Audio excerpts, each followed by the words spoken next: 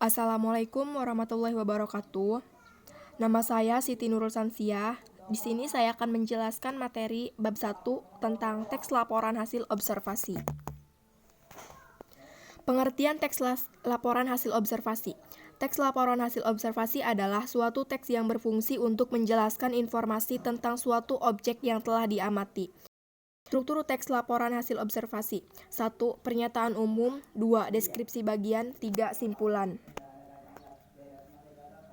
Struktur teks wayang. Pernyataan umum. Wayang adalah seni pertunjukan yang telah ditetapkan sebagai warisan budaya asli Indonesia pada 7 November 2003. Menetapkan wayang sebagai pertunjukan bayangan boneka tersohor berasal dari Indonesia. Para wali songo sudah membagi wayang menjadi 3, yaitu wayang kulit di timur, wayang wong di Jawa Tengah, dan wayang golek di Jawa Barat. Wayang yang paling tua adalah wayang Purwa. Purwa berasal dari bahasa Jawa. Wayang Purwa wayang yang paling terkenal. Yang berasal dari Sunda adalah wayang golek. Wayang gung dikenal di Banjar. Wayang topeng dikenal di suku Jawa. Deskripsi bagian. Wayang kulit dibuat dari kulit hewan ternak seperti kerbau, sapi, dan kambing. Wayang Purwa dibuat dari kulit kerbau yang telah ditatah dan diberi warna. Wayang golek terbuat dari kayu.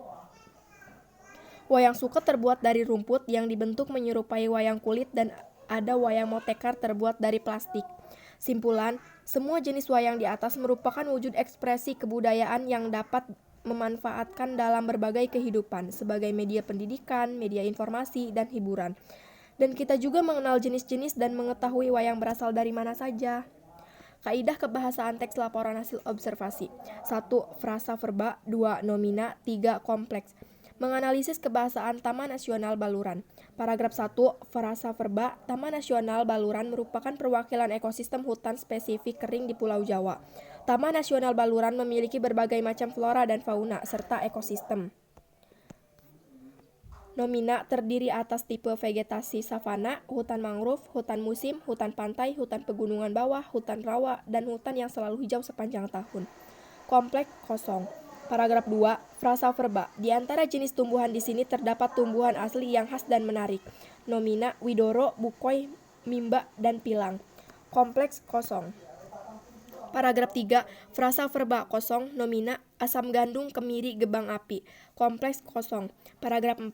Frasa verba kosong. Nomina, banteng, kerbau liar, ajang, kijang, rusa, macan tutul, kancil, dan kucing bakau. Kompleks kosong. Paragraf 5. Frasa verba kosong. Nomina, layang-layang api, tiwul, burung merak ayam hutan, hutan merah, dan bangau tongtong. Kompleks kosong. Paragraf 6. Frasa verba. Taman Nasional memiliki beragam manfaat berupa produk jasa lingkungan. Nomina kosong, kompleks, udara bersih, dan pemandangan alam suatu ruang dan waktu yang sama lingkungan dan aspek yang ekonomi. Ringkasan mengenal suku Baduy. Orang Baduy adalah suatu kelompok masyarakat adat subetnis Sunda di wilayah Kabupaten Lebak, Banten.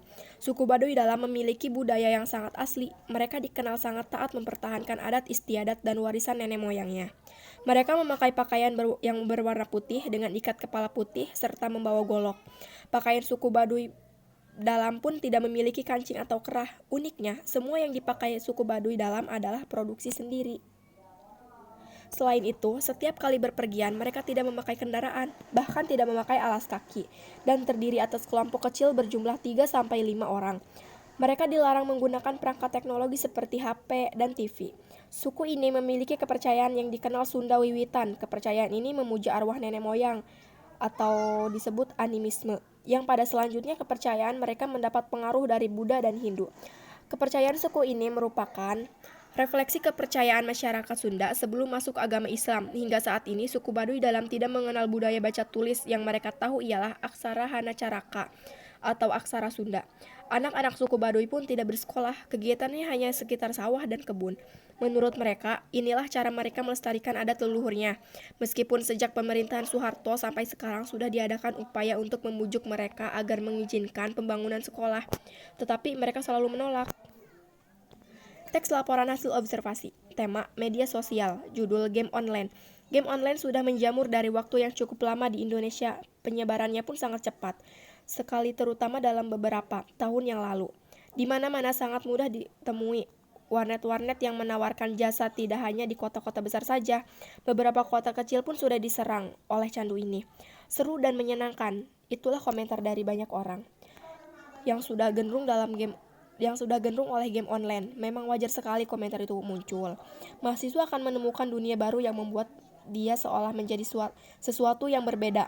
Hal ini kemudian benar-benar membuat orang ketagihan untuk terus larut dalam situasi ini. Fenomena ini sudah lama terjadi, sepertinya belum mendapat perhatian yang serius. Dampak positif game online. 1. Hiburan. Dengan memanfaatkan sebuah permainan bisa untuk mencoba mengurangi stres akibat aktivitas yang telah dilalui. 2. Bisa untuk ajang melatih konsentrasi. 3. Ajang menambah kawan. Dampak negatif game online. 1. Tidak kenal waktu atau lupa waktu. 2. Pemborosan. 3. Lupa kewajiban.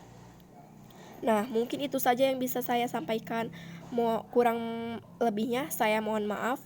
Wassalamualaikum warahmatullahi wabarakatuh.